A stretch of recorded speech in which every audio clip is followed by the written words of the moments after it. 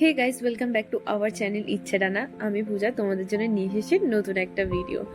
তো তোমরা দেখতেই পাচ্ছ, সকাল সকাল আমরা বেরিয়ে পড়েছি। কোথায় যাচ্ছি সেটা তো তোমাদেরকে যেতে যেতেই বলছি, চলো। তো অনেকদিন ধরে ইচ্ছে ছিল আমাদের এখানে যাওয়ার, মানে আমরা তো আমাদের ইচ্ছা হলেই মাঝে মাঝে এখানে চলে যাই, কিন্তু বাহনদেবকে নিয়ে এই প্রথম আমরা এখানে যাচ্ছি। বলা ভুল, বাহনদেব আমাদের জীবনে আসার পরে আমরা আর এখানটাতে আমাদের যাওয়া হয়ে ওঠেনি। তো সেই জন্যই খুব ইচ্ছা ছিল যে আমরা আমাদের বাহনদেবকে সাথে করে নিয়ে যাব। তো আমরা দুজনে তো খুবই এক্সাইটেড ছিলাম যাওয়ার জন্য, সেই জন্য সকাল সকাল আমরা দুজন মিলে রেডি হয়ে বাহনদেবকে সাথে করে নিয়ে বেরিয়ে পড়েছি। তো চলো দেখতে থাকো যে আমরা কোথায় যাচ্ছি।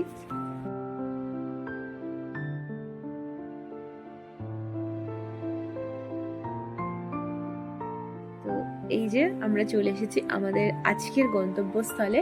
তো জায়গাটা দেখে তোমরা কেউ গেস করো তো আমরা কোথায় এসেছি। দেখো তো জায়গাটা দেখে তোমরা কি কেউ চিনতে পারছো আমরা কোথায় এসেছি?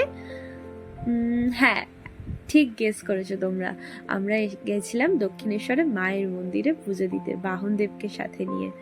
তো প্রথমেই আমরা আমাদের বাহনদেবকে রেখে, মানে আমাদের গাড়িটা পার্ক করে আমরা চলে যাচ্ছিলাম মন্দিরে ওই পুজো দেবো যে তার ডালা নিতে। তো আমরা প্রত্যেকবারই যখন যাই আমরা এই দোকানটার থেকেই আমাদের প্রসাদ নিই। তো সেই জন্য এইবারেও আমরা প্রথমে ওখানটাতে গেলাম, আমরা গিয়ে প্রসাদ নিলাম।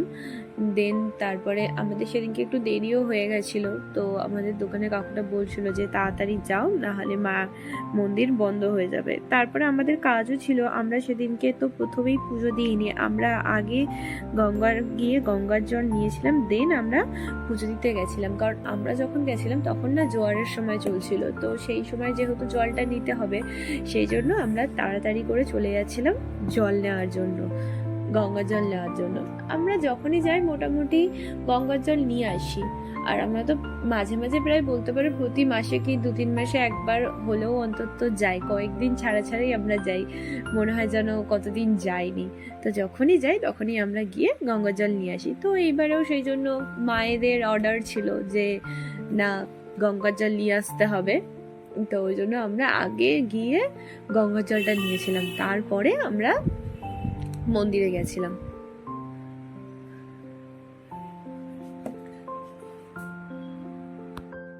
তোমরা যারা দক্ষিণেশ্বরে গেছো কিংবা যাও তারা হয়তো জানো যে এখন দক্ষিণেশ্বরের মন্দির আর আগে দক্ষিণেশ্বরের মন্দিরের মধ্যে অনেক তফাৎ। মানে মন্দিরের মধ্যে হয়তো তফাৎ নেই, বা তফাৎটা হচ্ছে অনেক নিয়ম কানুনের মধ্যে বা পারিপার্শ্বিক অনেক সব কিছু চেঞ্জ হয়ে গেছে। আমরা আগে যখন ছোটোবেলায় দক্ষিণেশ্বরে যেতাম, ছোটোবেলায় বলা ভুল, প্রায় 3-4 বছর আগে, মানে বিফোর কোভিডও আমরা যখন গেছিলাম তখন সারাদিন আমরা থাকতে পারতাম।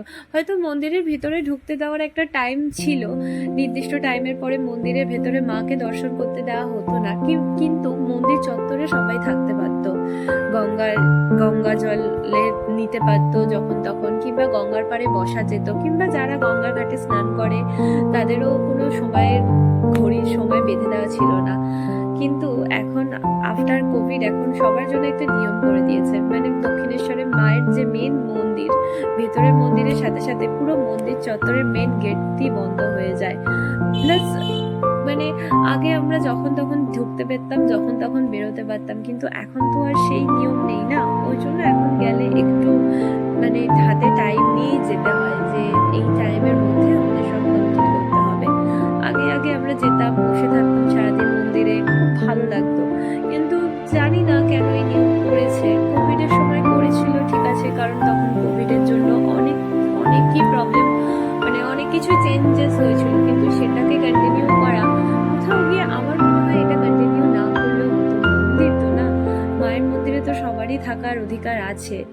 তো অধিকারটা দেয় না বলা ভুল, অধিকার রয়েছে, কিন্তু ওই যে নির্দিষ্ট টাইমের পরে কেউ মন্দিরের ভিতর থাকতে পারবে না, এই জায়গাটাতে কোথাও হলেও যেন আমার আপত্তি রয়েছে। তো যাই হোক, অনেক কথা বললাম, আমরা মন্দিরে পুজো দেওয়া হলাম। যেহেতু মন্দিরের ভেতরে ফোন অ্যালাউ নয়, সেই জন্য মন্দিরের ভেতরে ঠিক তোমাদের দেখাতে পারিনি। তো আমরা পুজো টুজো দিয়ে তো আমরা এখন বাড়ি চলে যাচ্ছি, বাড়ির উদ্দেশ্যে বেরিয়ে গেছি। তো আজকের মতো এইটুকুনি। যদি তোমাদের ভিডিওটা থেকে কিছু ভালো লেগে থাকে তাহলে প্লিজ একটা লাইক, কমেন্ট এন্ড শেয়ার করে দিও। তো আজকের মতো টাটা, দেখা হচ্ছে নতুন কোনো ব্লগে, নতুন কোনো ভিডিওতে। টাটা।